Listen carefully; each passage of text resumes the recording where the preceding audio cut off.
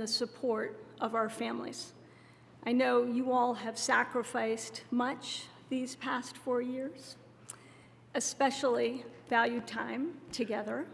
So please know that we are all immensely grateful to you for all that you have done, for all that you have done to support the Attorney General and each other and this department over the past 4 years.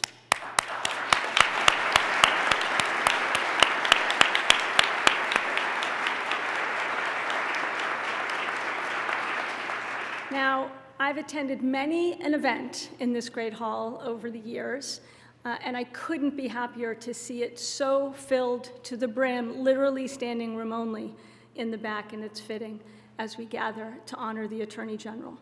So I'd now ask you to please rise for the presentation of the colors and for our national anthem performed by Wray Walker.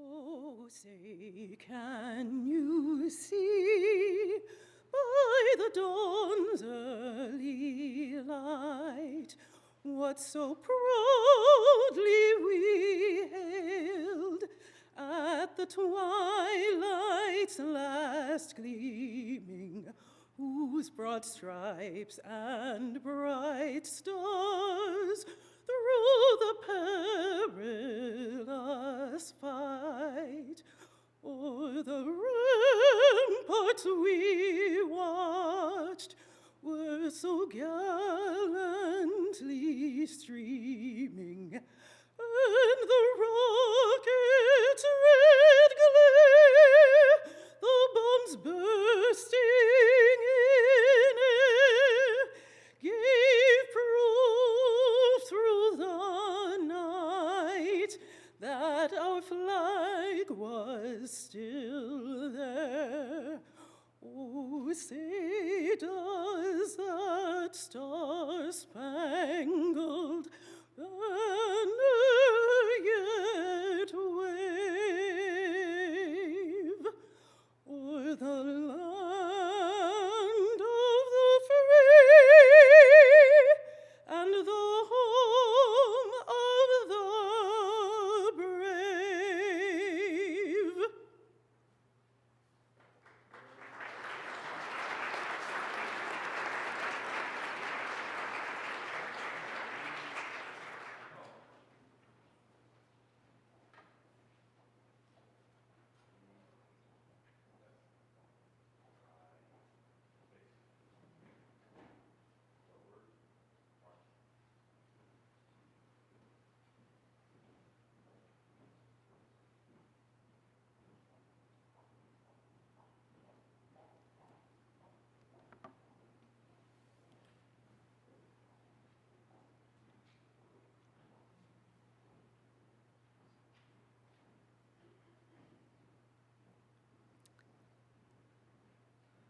Thank you to the Montgomery County Police Department and to Wray Walker for sharing her talents here on so many occasions with that beautiful rendition of the national anthem.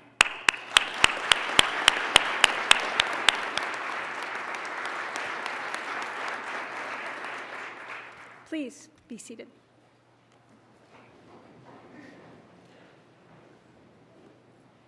It's my privilege to be your MC for today's events. And to begin our program, I think it's fitting to start with the leader of that part of the Justice Department whose work spans every part of our three-pronged mission: to uphold the rule of law, keep this country safe, and to protect civil rights. Chris Wray has been a critical partner and leader in that mission every single day, serving as FBI director for the past more than 7 years. And we had the chance to honor his service last week. We're grateful for his leadership at the FBI and for his presence today to say a few words. Please join me in welcoming the 8th Director of the FBI, Chris Wray.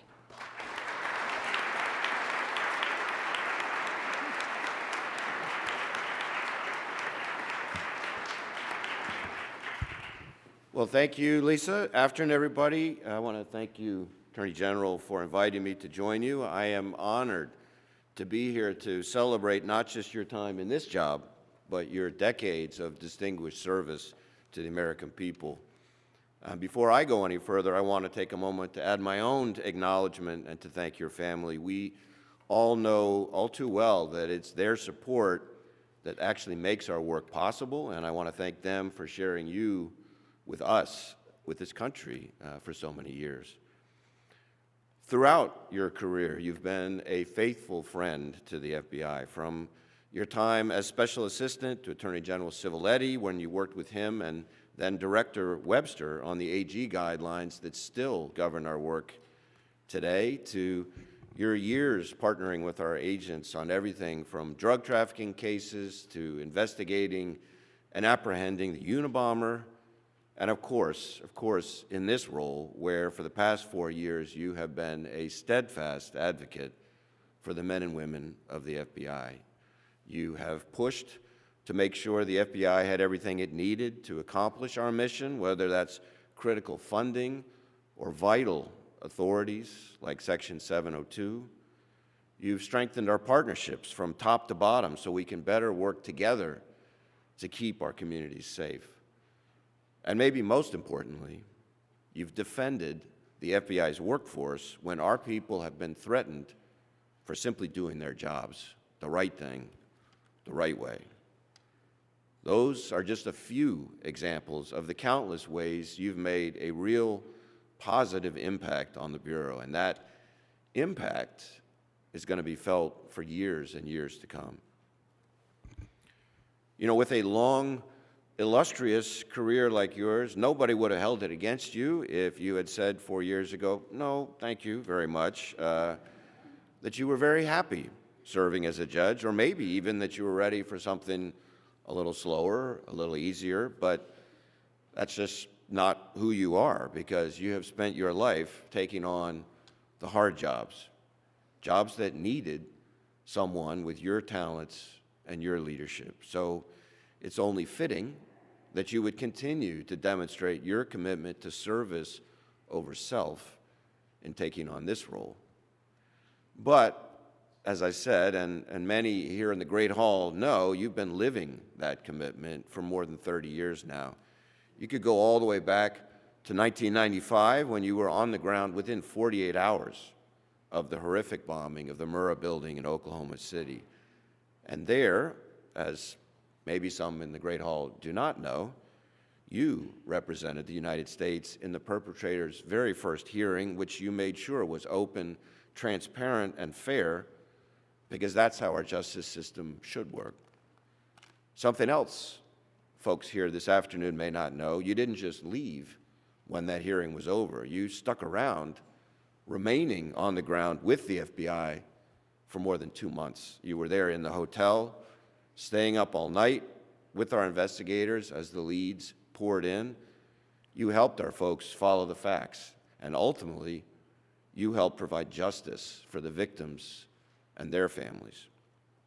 All this while you were in the midst of serving in one of DOJ's hardest jobs, serving as the PAYDAG, which, as you and I both know, as does the Deputy Attorney General, is where all roads lead in the department. And for the last 4 years, we've seen you honorably lead the Department of Justice as we have confronted an unprecedented array of threats. And whether it was in your response to the Oklahoma City bombing, or during your tenure on the federal bench, or your time overseeing the FBI and the rest of DOJ, your leadership and your values have never wavered. You've never strayed from calling balls and strikes. You've shown your dedication to public service and to ensuring equal justice under the law. You've shown us all that you're ambitious for the organizations you lead and are part of, rather than for yourself. And we've seen you combine personal humility with professional will, the epitome of what it means to be a servant leader. Now, that's a term we hear thrown around pretty often as what we should all aspire to be, but with you, we've gotten to witness servant leadership in action. I've seen it in the way you treat your staff and the briefers every day in our morning meetings, where everyone present witnesses up close how much you know and care about the people around you. I've seen it in the way you connect with our people, our workforce, and our partners all across the country. You've even taken the servant leadership concept to a very literal, practical level, personally scooping ice cream for the entire department in the July D.C. heat. And I know that that is something that our folks across the street in the Hoover building are going to miss terribly, because nothing more predictably draws a law enforcement audience than free food. Over the course of my tenure as FBI director, I've talked a lot about the 4 pillars of our FBI strategy: people, partnerships, process, and innovation. And I know my folks are getting tired of hearing those by now, but I absolutely feel like I want to mention them here because you've embodied our 4 pillars. Somebody who takes care of his people.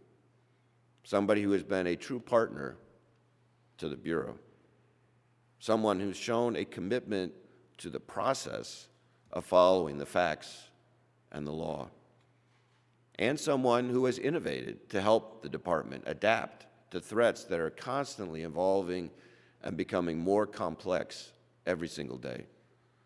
Please know that I have always admired how you've gone about your work, and I've always felt privileged when our paths have crossed. Now, before I close, I've just got one slightly personal story I'd like to share. And it goes back to when you were relatively new in this role. You were kind enough to take some time to speak to all our SACs, all of our special agents in charge of our field offices. And you told our group that you had grown up watching the popular TV series about the FBI starring Ephraim Zimbalist Jr., and you told our agents in the room that you were jealous because they were living your dream, following in the footsteps of Zimbalist's courageous Inspector Erskine character. Now, as you know, we're always looking for great talent. And if you are not interested in really retiring, we are hiring.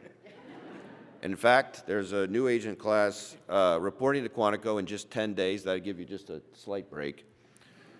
But for now, I will say this: we at the FBI are incredibly glad that you took the path you did, and all along that path, you've shown the fidelity, bravery, and integrity of Inspector Erskine. And simply put, there's not a doubt in my mind the American people are safer and better because of your time in public service. Last September, you addressed the entire Justice Department and told us something that you said we don't hear enough. You thanked all of us for all we do to uphold one rule of law for all Americans. And today, I'm honored to say the same thing to you. And on behalf of the 38,000 men and women of the FBI all across the country and around the world, your extended FBI family, thank you for a job well done.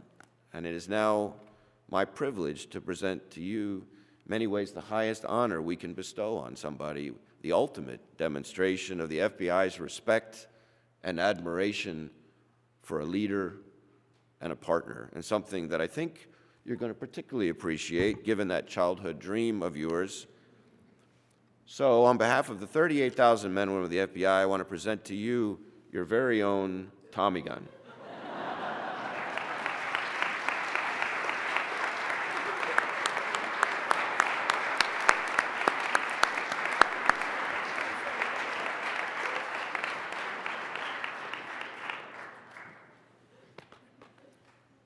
sure this is legal. Where's the ATF director?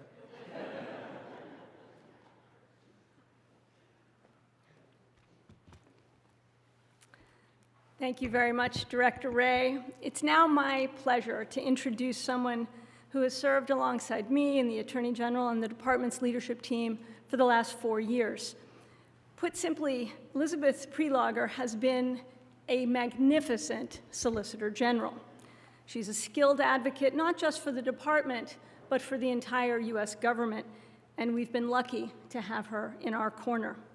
Now, Elizabeth, you don't have an audience of 9 justices today, just one former judge, so this should be really easy for you. Please welcome Solicitor General Elizabeth Prelogar.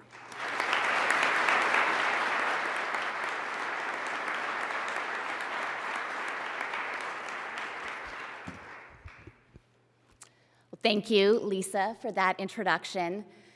It is such an honor to have the opportunity today to offer some reflections on what the Attorney General's service over the last 4 years have meant to me personally and what it's meant to this department and to our nation. The only problem is I don't know how I'm going to fit all of my thoughts into 7 minutes, but luckily I'm a fast talker and there's no red light at this podium to cut me off mid-sentence.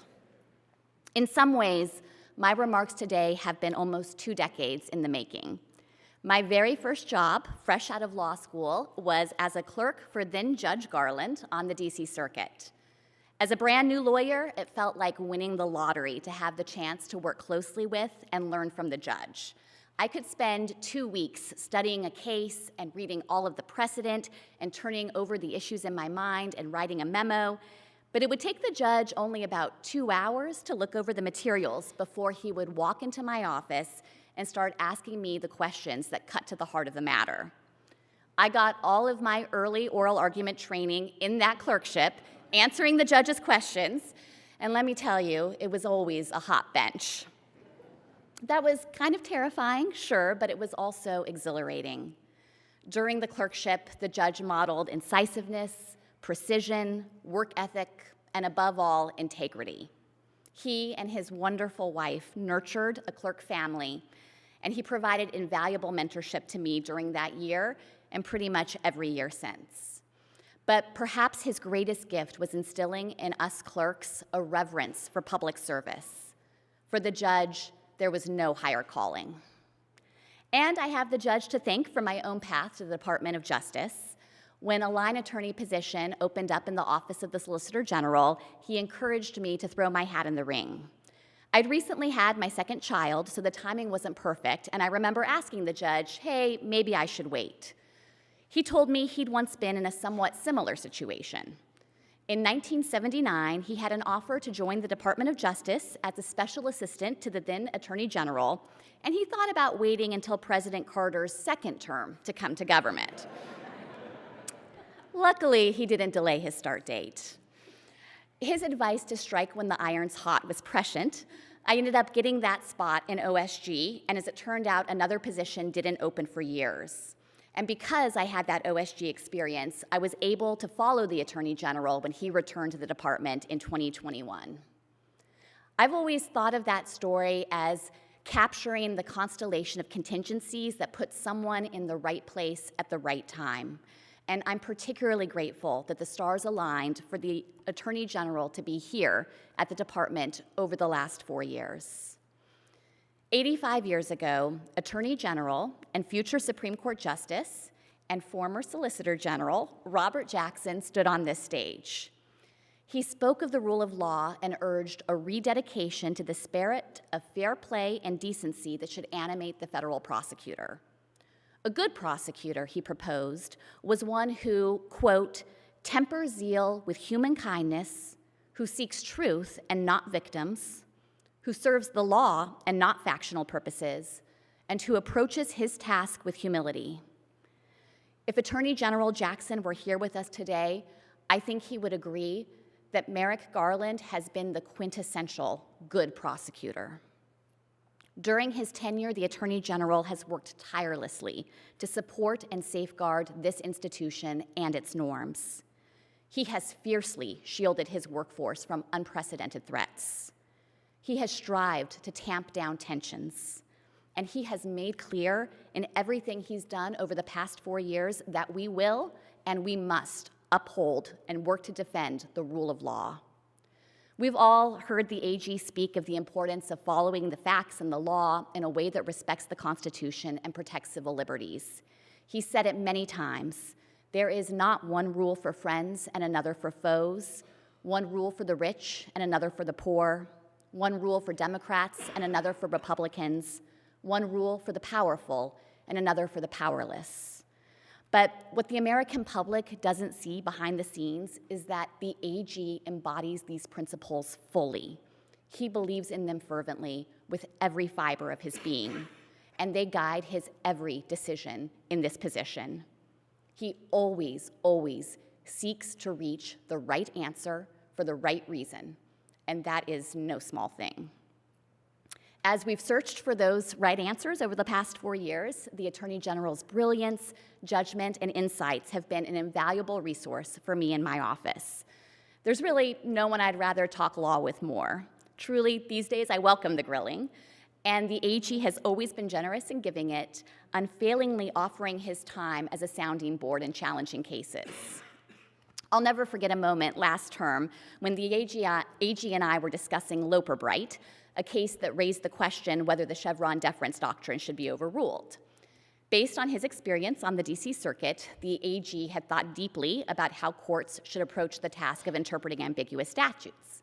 During our discussion, the AG mentioned a particular law review article that he thought I should look at, so I wrote down the name and I told him that I would read it. I then left his office and I walked back to my office, which is not a very long walk, it's just down the hall. And it wasn't more than a few minutes after I got back to my office that the AG was calling me. He had pulled the article, he said. He had already reviewed it, and he had just a few more thoughts about it and the issues that we'd been discussing. So this moment raised many questions for me. First, and most pressing, does the AG have a Westlaw password? If so, who gave it to him and why? The AG is a very busy person, and he shouldn't be doing Westlaw research, no matter how much he might enjoy it.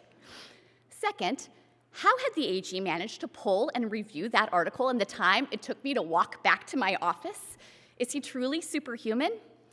But that moment perfectly encapsulates who the AG is and what kind of department he runs. He loves the law, and he's not afraid to roll up his sleeves and dig in.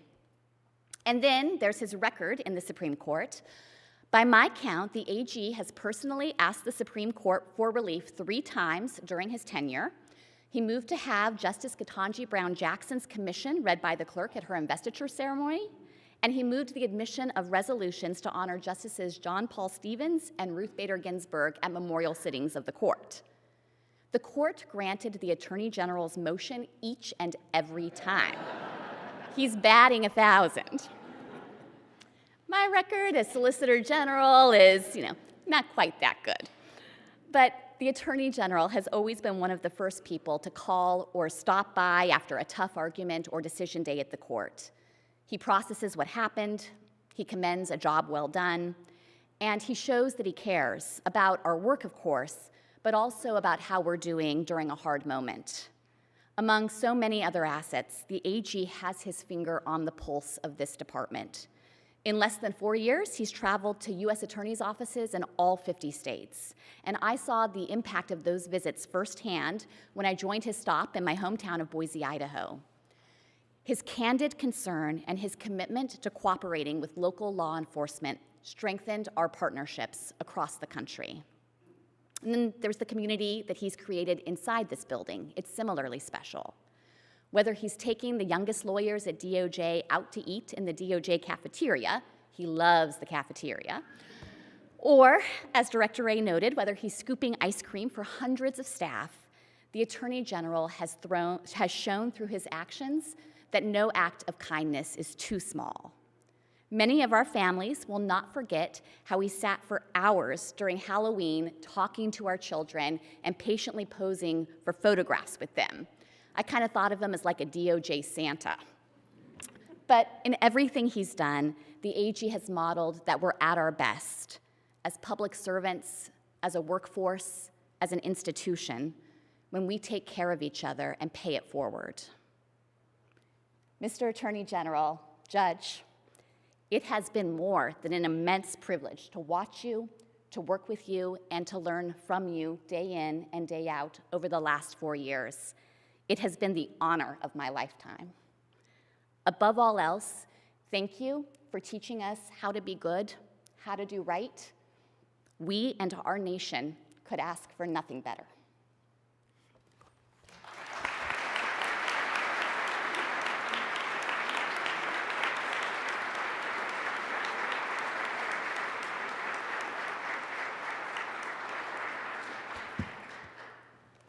Thank you so much, Elizabeth. I'm now pleased to introduce and welcome back to the department our next speaker. Now, I say welcome back, but I've been seeing her in these halls as much the last few weeks as when she worked here, because she's been on a speaking circuit of sorts in what I affectionately call farewell palooza. So clearly, though, she saved her best for last. Vanita Gupta was a fantastic leader for this department and a treasured colleague and friend. Please welcome to the podium former Associate Attorney General Vanita Gupta.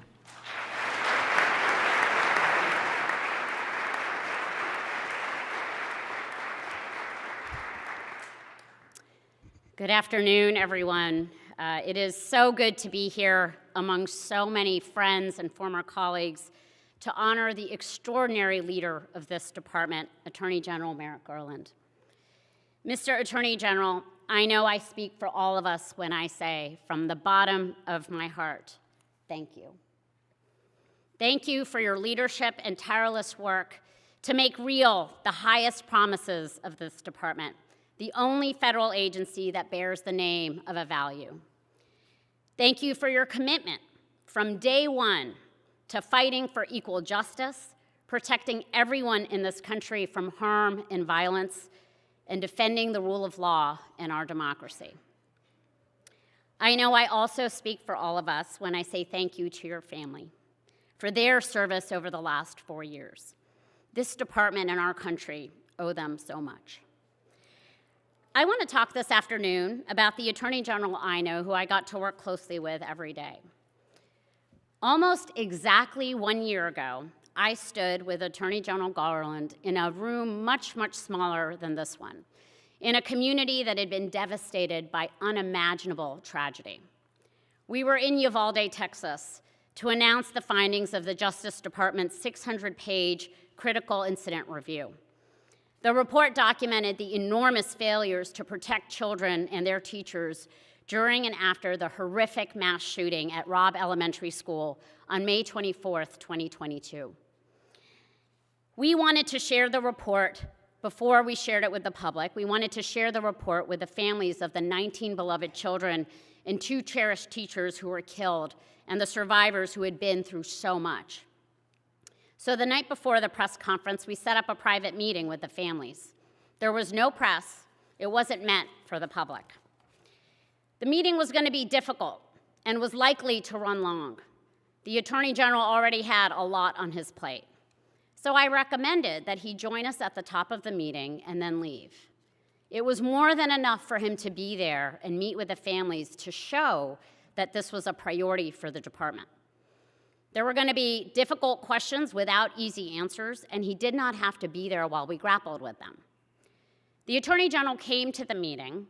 He met with the families. He spoke eloquently and emotionally at the top. And then he stayed. He stayed and listened for hours as family members expressed their gratitude and their rightful pain and anger. He sometimes sat and listened as I took questions. He didn't feel the need to be at the center of it, but he spoke too, often when things got really hard. He heard the pain of those family members, and he spoke authentically in response. It's hard to explain what it meant to the Uvalde families in the room that night to have the nation's chief law enforcement officer spend hours with them, listening to them, and validating their experiences after months of feeling discounted and dismissed. That is the Merrick Garland I know.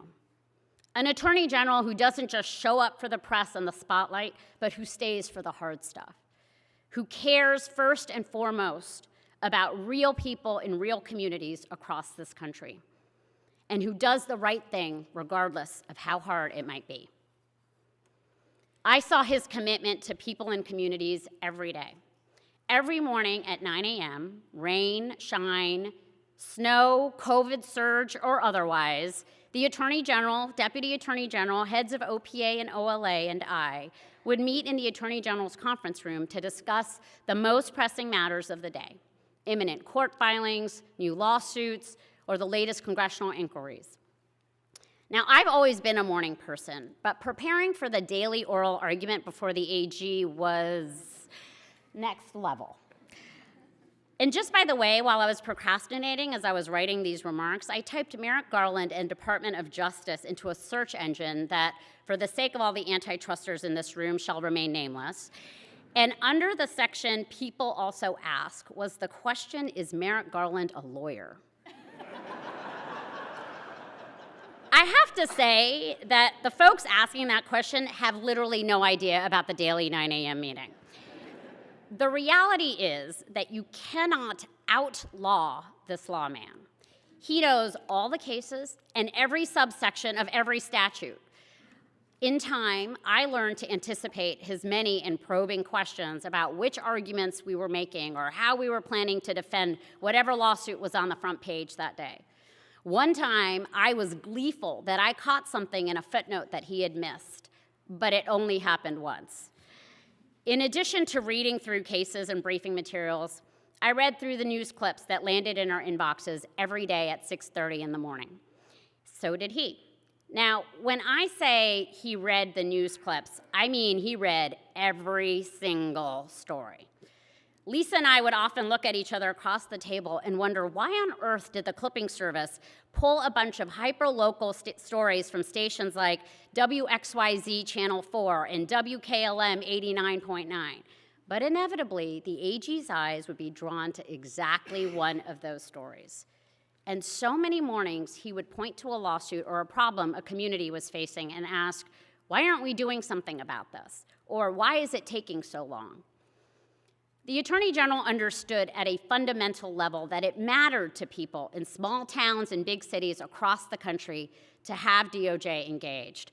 Whether it was a criminal investigation or prosecution, a civil rights concern, lack of access to reproductive health care, or unsafe drinking water. That's why he traveled the country, visiting U.S. attorneys' offices, working to strengthen federal, state, and local law enforcement partnerships, and listening to community stakeholders.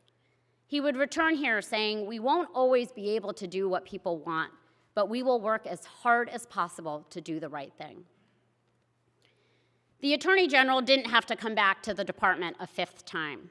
He had already had an illustrious career in public service, lifetime tenure as a highly distinguished federal judge. He came back amid unprecedented challenges: COVID, a breakdown of trust between law enforcement and communities, a spike in violent crime, hate crimes, and white supremacist violence, January 6th, and threats against public officials and law enforcement. Over the last 4 years, I have seen that he came back to this department for the same reason he stayed at that meeting at Uvalde, because he cares, personally and deeply, about the people the Justice Department serves and about its mission. He reminded us repeatedly that the department was founded in 1870 with the first mission to protect the rights of African Americans under the 13th, 14th, and 15th Amendments against the violence of the Ku Klux Klan.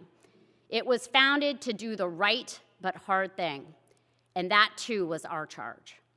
He worked every day to reaffirm and restore the norms that have long guided this department and the morale of the career professionals who are its backbone.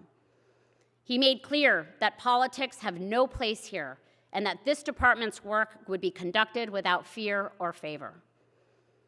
People have a lot of opinions about the department's work, some informed, some not, none with complete information. The Attorney General never let the outside noise detract from the mission.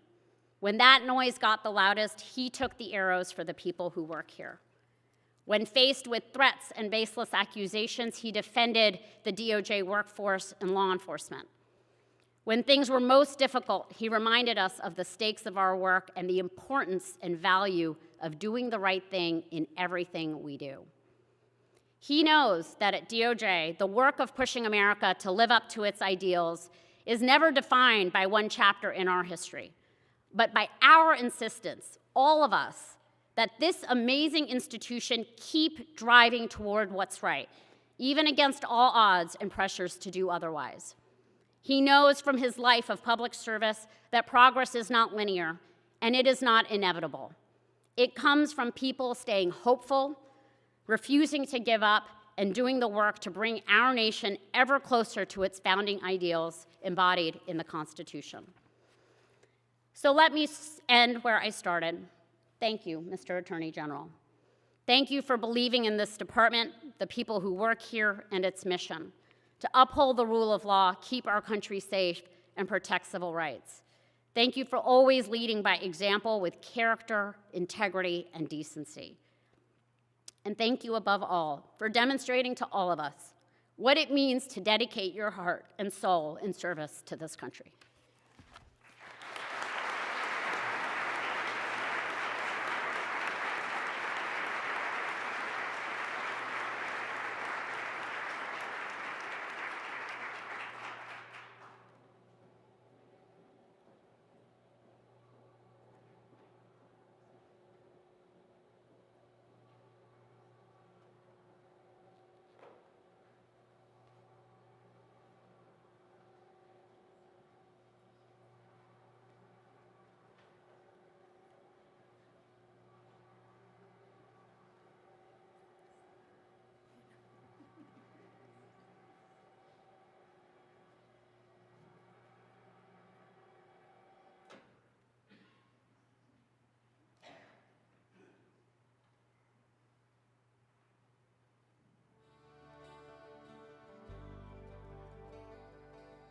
Thank you, Attorney General Garland, for standing with us in our day of darkness and our years of light.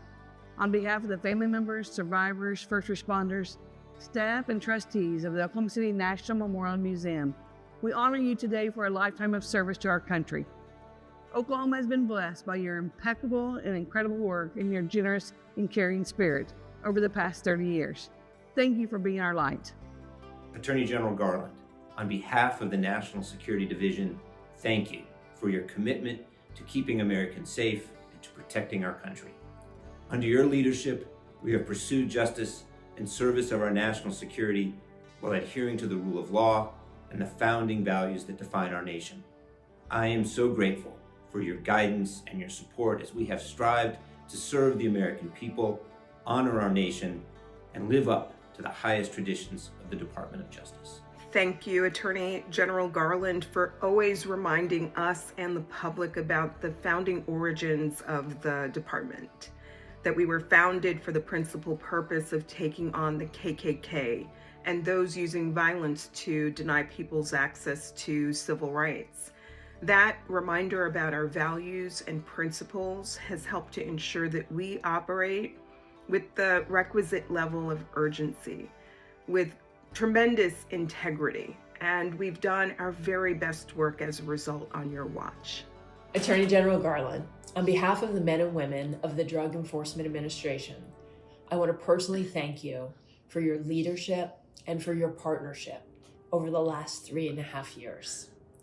Your dedication to justice, your unwavering support of the DEA, and your commitment to combating the fentanyl crisis has helped us to protect our communities and to save American lives. It has been an absolute honor to work for you, boss. Your intelligence and thoughtfulness are second only to your kindness and your big heart.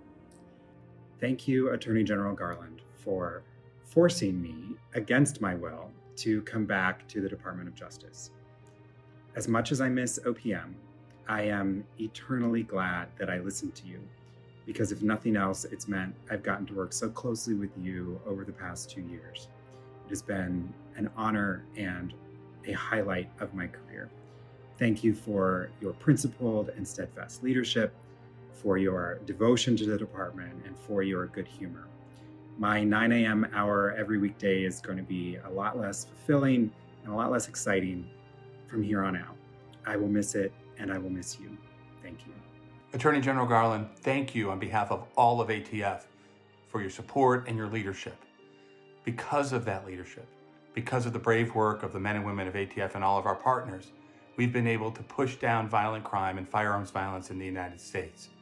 And that's not just numbers, your compassion, your constant efforts and attention, shown through every time you speak about it. It's real families. You say that, you know that, you make people understand that. Thanks. Thank you, Attorney General Garland, for your partnership, for your professionalism, for your empathy, and for your unyielding support of the policing profession. On behalf of the International Association of Chiefs of Police, thank you for your service and sacrifice. And also, thank you for sharing that early adopter Bruce Springsteen story with me. That was pretty cool. Thank you, Attorney General Garland, for your endless support of our mission-critical work and for emboldening us to evolve our culture with compassion, humanity, and normalcy. Thank you, too, for consistent gratitude for the sacrifices Bureau employees and their families make to carry out heroes' work. So thank you to you and your family for their lifetime of sacrifices as you nobly served our great nation. We will be forever indebted for your leadership, commitment, and support. And what an honor of a lifetime to serve under your leadership. I wish you the best as you embark on this next chapter. Hi, General. Thanks very much for your dignity in an increasingly undignified town. Your leadership of one of the great management teams in the history of DOJ, Lisa Monaco, Vanita Gupta, and of course, Matt Clapper as the Beaver. For your unflagging concern for the mental and physical well-being of law enforcement officers at every level. Officer wellness has become a top priority and you have embraced it and made it successful. Your courtesy and kindness to all of us, which even me, which in my case probably is a little difficult for you, but you toughed it out. Your absolutely religious adherence to the rule of law, so important to all of us. Finally, thanks very much for your 30 plus years of friendship and for usually laughing at my jokes. Pasco out. Thank you, Attorney General Garland, for your commitment to reinvigorating antitrust enforcement. During your confirmation hearing, you declared that antitrust was your first love. Well, I'm here to declare that antitrust loves you back. Thank you, Attorney General Garland, for your steadfast leadership of DOJ and for your unwavering support of the United States Marshal Service. You have been a strong leader and ally to the Marshals, especially during times of extreme challenges and in face of unimaginable tragedy. For that, we are extremely grateful to you and the outstanding men and women you have led at DOJ. Congratulations on a job well done and best wishes on your next chapter. General Garland, it has been a great honor and privilege to be able to call you General. You know, after the Dobbs decision, you responded, determined to protect our rights. When we had the incredible devastation of the Buffalo massacre, you responded. When we had the midterms and even this last election and asked for the protection of the department and ensuring people had the right to vote, you responded. But in every single instance, and in every single one I don't have the time to mention, you always showed up not just as calm, not just as a clear leader, but as a person, as a public servant who understood the central importance of integrity and that there is no integrity that actually serves people without compassion.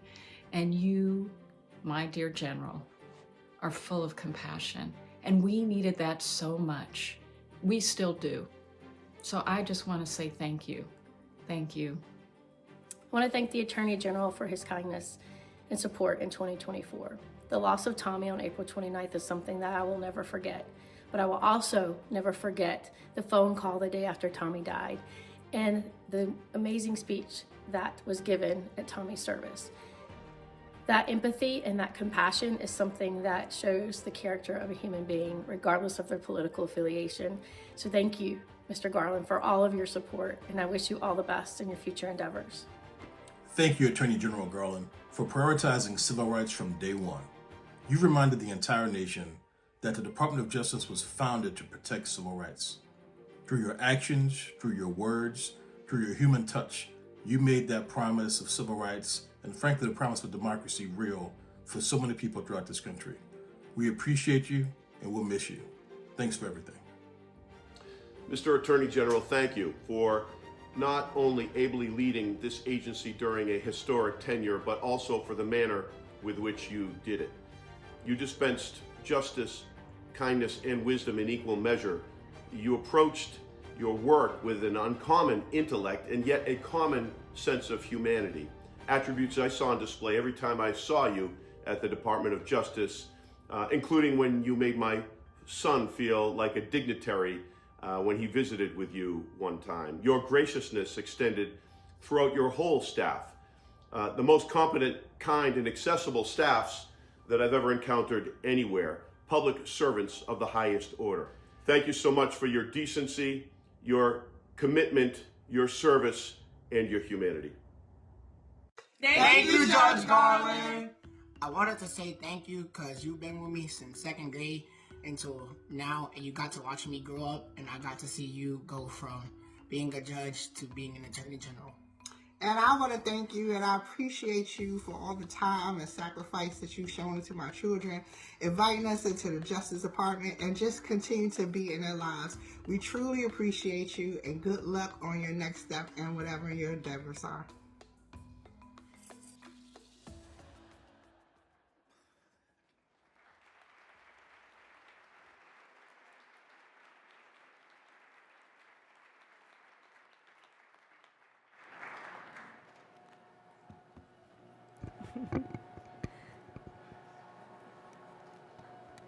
I want to say a big thank you to the multimedia team for putting together that terrific video.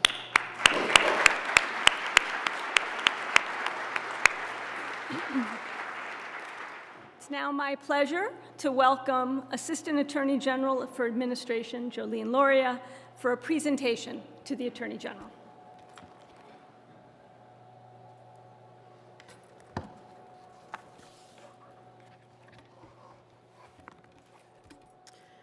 Good afternoon. Today, I want to take a moment also to express my deepest gratitude to the Attorney General.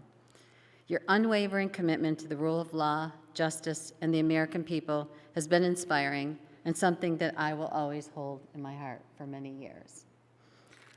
More personally, from my perspective, and I'm sure from the sentiments that have shared among many, I want to thank you for the kindness and respect that you have given to all of us on the JMD team as we persevered through, at times, crushing workloads and endless deadlines. During your time in office, it was inspiring to me to see how much you cared about the actual work products of the Justice Department. Beyond the speeches and protocol meetings that are seen in the public, your commitment to the actual work and the time invested in your reviews at a level of detail I don't think I have ever experienced was astounding, inspiring, admittedly exhausting, but critically important to those of us who develop the work. Your personal touches to our documents and investments in your time is meaningful and impactful. Nothing is more inspiring than to people in the Justice Department that their work matters and it made a difference. We have all learned from you. And I know deep in your heart, you will miss all of the budget and audit prep that we provided you. The review materials we developed together with a lot of advice and guidance from Christine, and I see Maggie sitting over there in the audience, will be, dare I say, fond memories. Maybe that's a stretch, I don't know. I'm sure you will catch a glimpse of C-SPAN and someone testifying on the budget and think, back to all those numbers that you professed your love for. I want you to know as you depart that deep in the halls of justice, residing in our internal files on the budget staff, are a new series of budget charts that we affectionately call the Merrick Garland budget charts. This is a big deal. We have monster charts. I won't tell you who they're named after. We have Dana charts, a former OMB CFO, countless of other technical charts in terms that baffle the mind.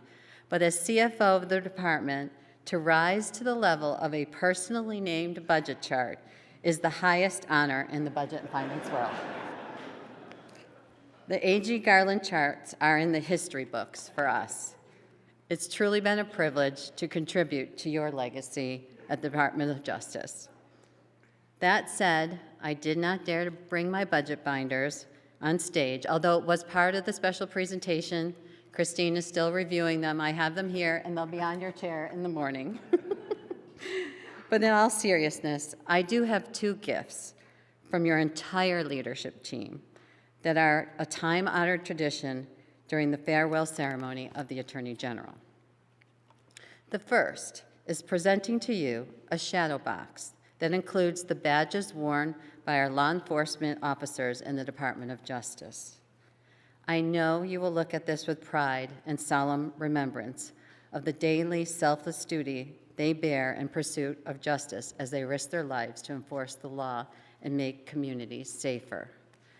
The DOJ law enforcement bureaus represented in the shadow box include the Bureau of Alcohol, Tobacco, Firearms, and Explosives, the Federal Bureau of Prisons, the Drug Enforcement Administration, the Federal Bureau of Investigation, Interpol Washington, the Justice Management Division Security and Emergency Planning Staff, the Office of Inspector General, and the U.S. Marshals Service. On behalf of the entire department, we humbly present this to you from the department's law enforcement warriors. The second tradition, yes. The second tradition. When the Attorney General steps down from his position, my staff and your entire leadership team come together to obtain and present to you the actual cabinet chair in which you sat during the cabinet meetings at the White House. Attorney General Garland, may you please stand and move forward just a tiny bit. Yes, okay. On behalf of your leadership team here at the Justice Department, I am honored to present to you your cabinet chair. Attorney General Garland, may you please, when it's in place, sit down so we can acknowledge what you have given to us and sacrificed for us as you sat in that chair. Wait, hopefully it's the chair. As you sat in that chair with the President and his cabinet. You are out of our sight, but always in our hearts and in our minds. Thank you.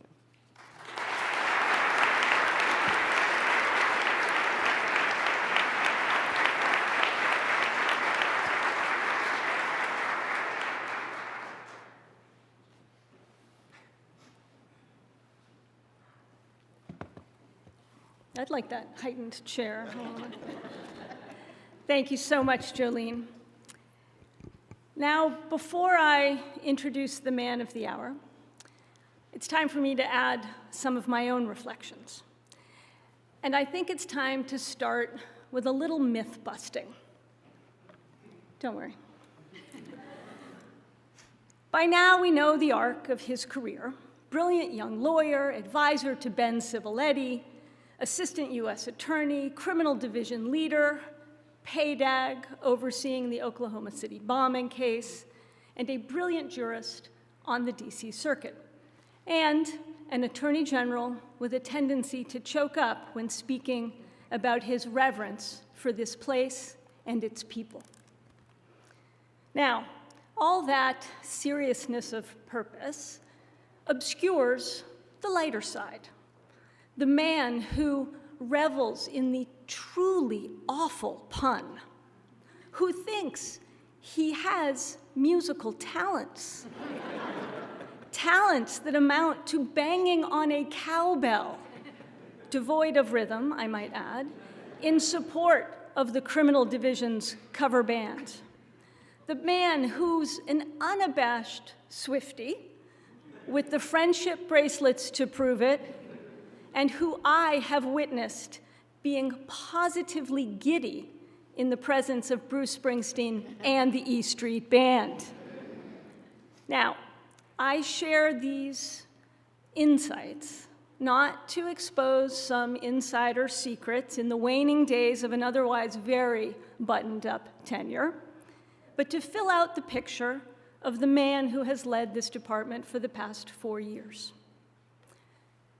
Now, nearly every morning, as Vanita mentioned, for those past 4 years, we've convened to discuss the work of this department. And we've done so under the watchful gaze of prior attorneys general. And no, this is not a new surveillance program. Now, those among you who are veterans of the Justice Department know the tradition. The Attorney General chooses which portraits of past AGs will hang in the current AG's conference room. In my experience, those choices say a lot about an Attorney General. In characteristic fashion, the 4 portraits hanging upstairs today reflect choices that are deliberate, thoughtful, and rooted in the principles that guide this Justice Department. And they tell you a lot about this Attorney General. Robert Jackson, Supreme Court Justice, Nuremberg prosecutor, and Attorney General who literally wrote the book on being a federal prosecutor, as Elizabeth mentioned. Robert Kennedy, this building's namesake and champion for civil rights. Elliot Richardson, who stood up to immense pressure to uphold the rule of law at a time of testing for this building and its values.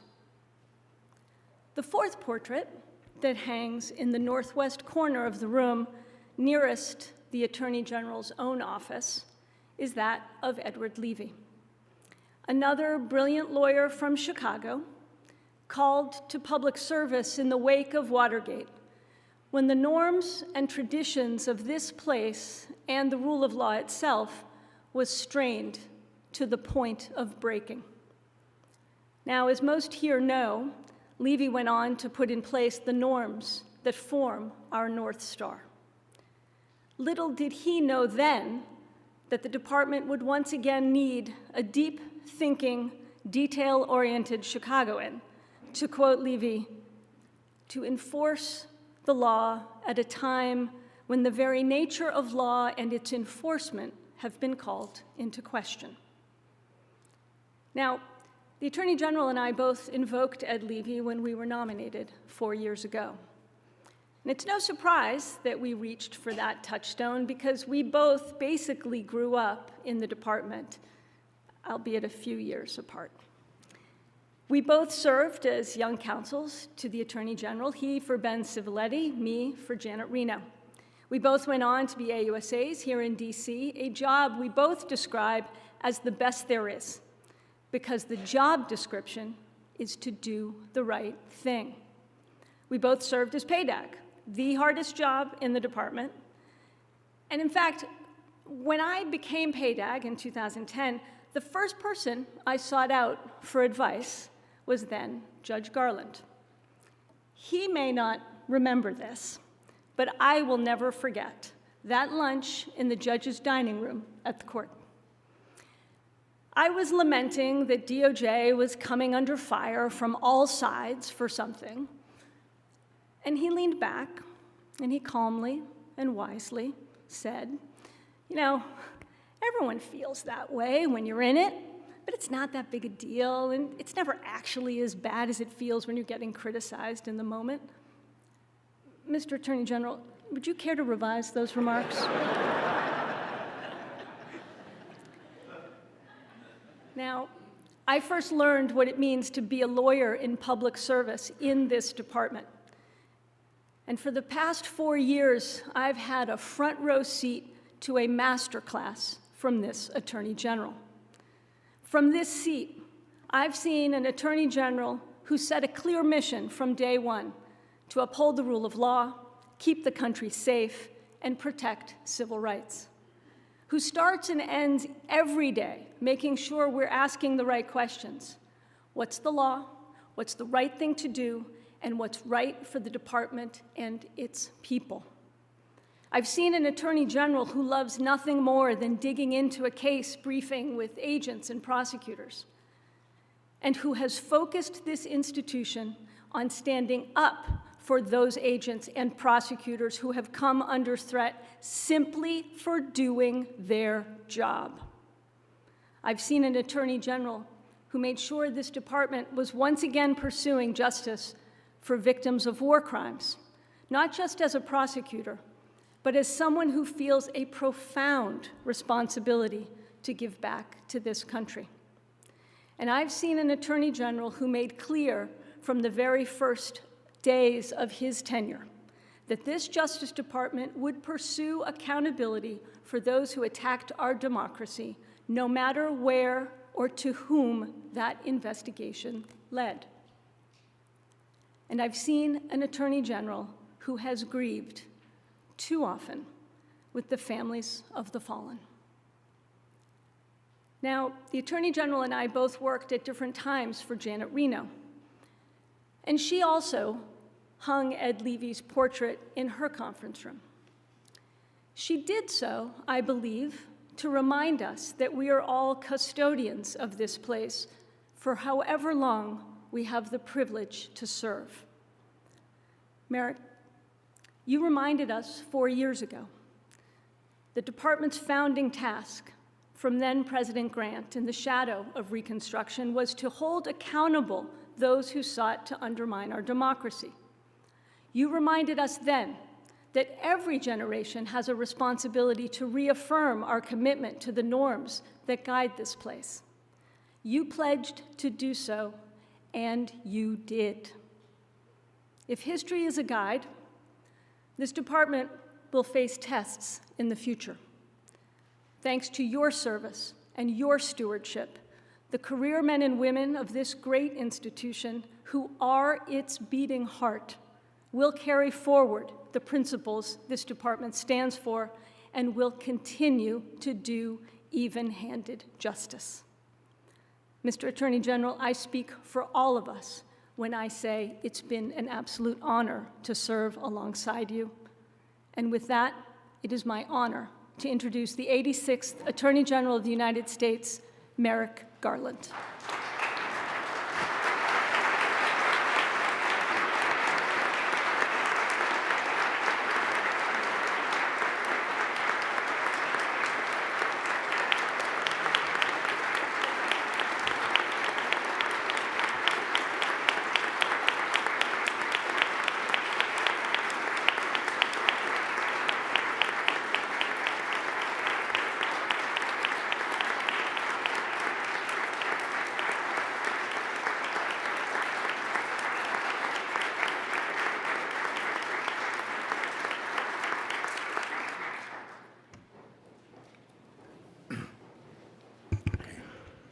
Thank you, Lisa.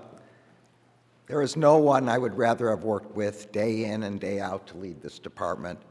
The American people could not have asked for a better Deputy Attorney General to serve our country at this important time. Thank you, Elizabeth, Chris, Jolene, Vanita, for your kind words and for your extraordinary service to the department and the American people. To my family, you well know I would not be here today without your support. 4 years ago, when I returned to the Justice Department for the 5th time, I told you that it felt like I was coming home, and I meant it. I had first set foot in this department more than 4 decades before, the grandson of immigrants, looking for work that would give me the chance to pay this country back for protecting them. And I found it. I found it in the company of dedicated men and women who start every day committed to doing nothing more or less than what is right. Not what is politically expedient, not what is easiest or most comfortable, but what is right. After that first tour, my career took a few detours, but I had the great good fortune to return to this department again and again and again. I had the opportunity to see it at every level, as a young special assistant, as an assistant U.S. attorney, as a supervisor in the criminal division, and as the principal associate deputy attorney general. So when I came back to the department as attorney general 4 years ago, I really did not think it possible that my respect and admiration for the people who work here could be any greater. But it is. I am simply in awe of what the public servants of this department across the country and around the world have done over the past 4 years to fulfill our mission, to keep our country safe, to protect civil rights, and to uphold the rule of law. I am grateful beyond words to each of you, so I will just say thank you. Thank you for the communities you have made safer, the threats you have disrupted, the people whose civil rights you have defended, the consumers and workers you have protected.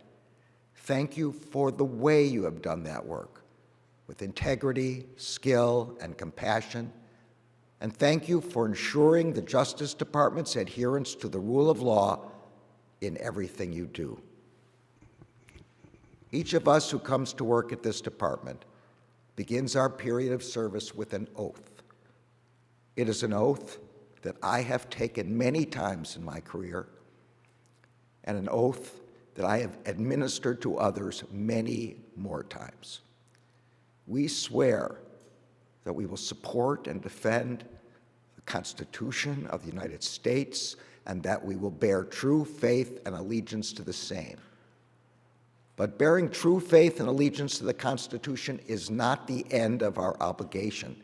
It is just the beginning. It is just the beginning because, as Attorney General Robert Jackson warned in this very hall 85 years ago, the same powers that enable the federal prosecutor to pursue justice also create the potential for grave injustice. Although our Constitution and laws include important constraints on law enforcement, they nonetheless grant law enforcement considerable discretion to determine when, whom, how, and even whether to investigate or prosecute for apparent violations of federal criminal law. To ensure fairness in the administration of justice, we must temper this grant of discretion with a set of principles and ensure we exercise our authority in a just fashion. We must understand that there is a difference between what we can do and what we should do. That is where our norms come in. Developed in the wake of the Watergate scandal and formalized over almost half a century, those norms are our commitment to constrain our own discretion so that our agents will begin investigations only when there is proper predication, and so that our prosecutors will bring charges only when we conclude that a jury will convict beyond a reasonable doubt and that the conviction will be upheld on appeal. In short, that we will make our law enforcement decisions based only on the facts and the law. Our norms are a promise to treat like cases alike, that we will not have one rule for the powerful and another for the powerless, one rule for friends and another for foes. They are a promise to ensure respect for the integrity of our career agents, lawyers, and staff, who are the institutional backbone and the historical memory of this department. They are a promise to ensure protections for journalists and law enforcement agencies, because a free press is essential to our democracy. Those norms include our commitment to guaranteeing the independence of the Justice Department from both the White House and the Congress concerning law enforcement investigations and prosecutions. We make that commitment not because independence is necessarily constitutionally required, but because it is the only way to ensure that our law enforcement decisions are free from partisan influence. We know that only an independent Justice Department can protect the safety and civil rights of everyone in our country. And we know that only an independent Justice Department can ensure that the facts and the law alone will determine whether a person is investigated or prosecuted. Those norms have been woven into the DNA of generations of DOJ employees, career and non-career alike. They are the commitments that ensure we will adhere not only to the letter of the law, but to the rule of law. It is the obligation of each of us to follow our norms, not only when it is easy, but also when it is hard, especially when it is hard. It is the obligation of each of us to adhere to our norms even when, and especially when, the circumstances we face are not normal. And it is the obligation of the Attorney General to insist on those norms as the principles upon which this department operates. It is the obligation of the Attorney General to make clear that the only way for the Justice Department to do the right thing is to do it the right way, that unjust means cannot achieve just ends. The Attorney General must ensure that this department seeks justice only with justice. And critically, it is the obligation of the Attorney General to understand that the Attorney General is only a temporary steward of this department and that its heart and soul is its career workforce. The Attorney General must not just lead this department's workforce, but must respect it, and when necessary, defend it. It is the responsibility of every employee of the Justice Department to do what is right, and it is the obligation of the Attorney General to have their backs when they do. That is what you have done, and that is the kind of Attorney General I have tried to be. On my first day back at the Justice Department 4 years ago, I said that working here is more than a job. It is a calling. I said that those of us who come to work here are united by our commitment to the rule of law and to seeking equal justice under law.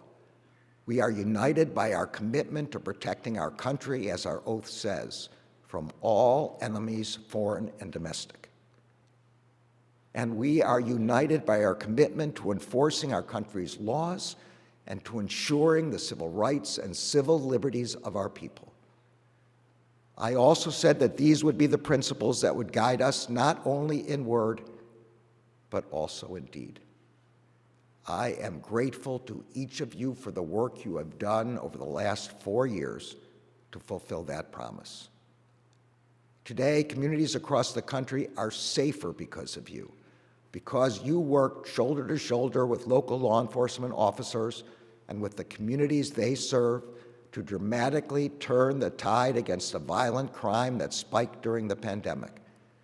Because you answered the call when families who lost loved ones to fentanyl poisoning were seeking justice, and when local police departments were seeking help to confront the deadliest drug threat our country has ever faced. Because you disrupted threats from foreign and domestic terrorists and from authoritarian regimes that threatened our country's security.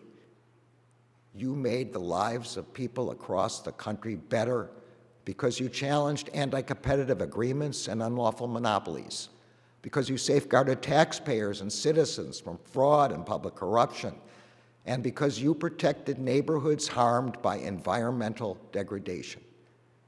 You secured historic financial penalties against corporations that violated the law, and you made clear to corporate executives that they do not operate outside the bounds of the law.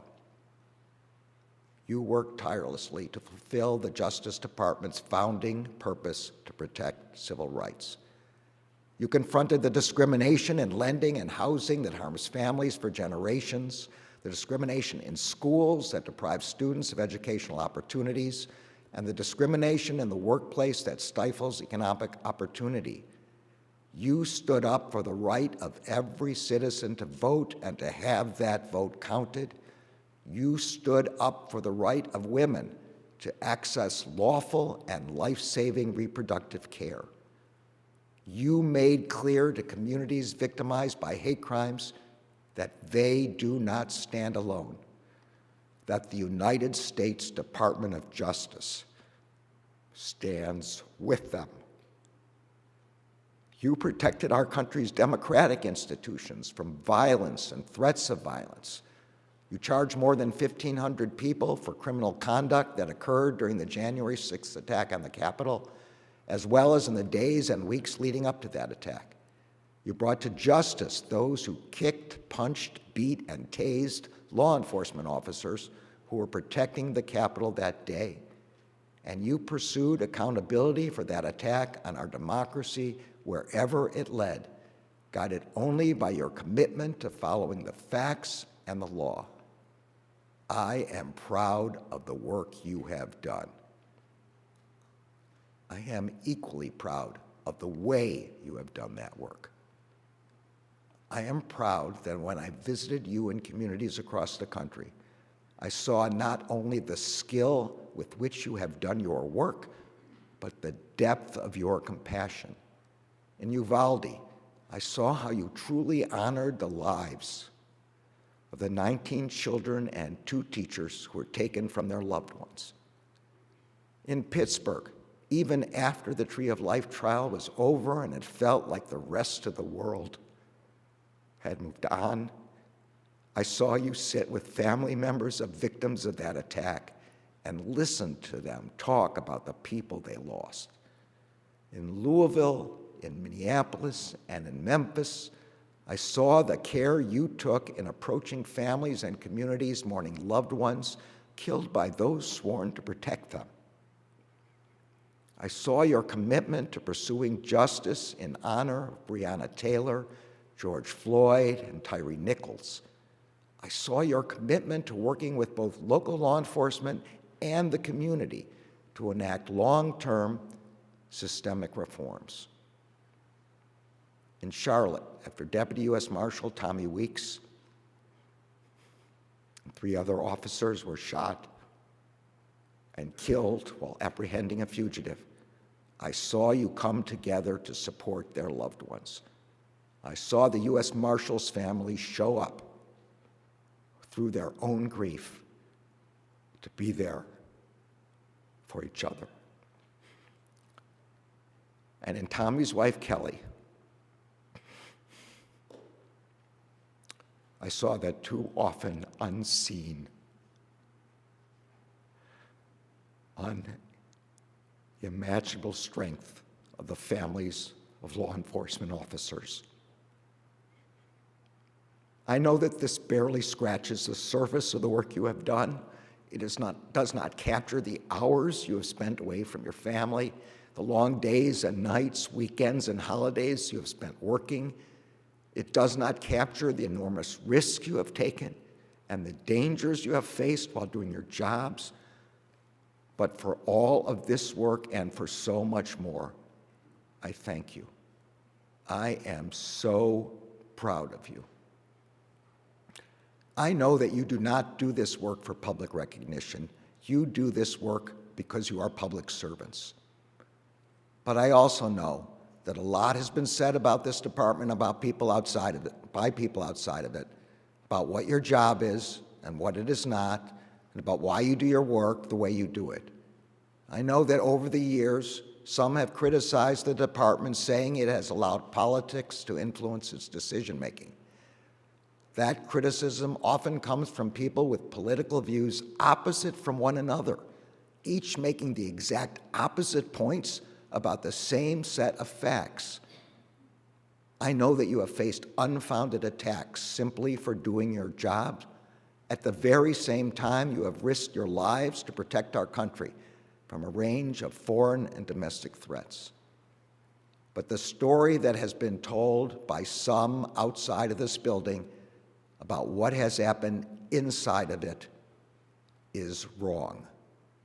You have worked to pursue justice, not politics. That is the truth, and nothing can change it. I know that a lot is being asked of you right now. All I ask is that you remember who you are and why you came to work here in the first place. You are public servants and patriots who swore an oath to support and defend the Constitution. You are professionals of the utmost integrity who are worthy of the trust of the American people. Your job is to do what is right, nothing more and nothing less. More than 40 years after I first entered this building, it is now time to say goodbye. It will be hard to leave these hallowed halls. It will be hard to leave the leadership team that has guided the department with such extraordinary skill, integrity, and 24/7 dedication. Lisa, Ben, and Vanita before him, all of our component heads, the leaders of our law enforcement agencies, our U.S. attorneys, and my long-suffering staff. It will be even harder to leave the career workforce, who have been my colleagues, my mentors, and my friends over so many years. But it will be hardest to leave this job, where every day is another opportunity to uphold the rule of law, to keep my fellow citizens safe, and to protect civil rights. I will miss it. I will miss all of you. I could not be more honored than to have served alongside you as Attorney General. Thank you.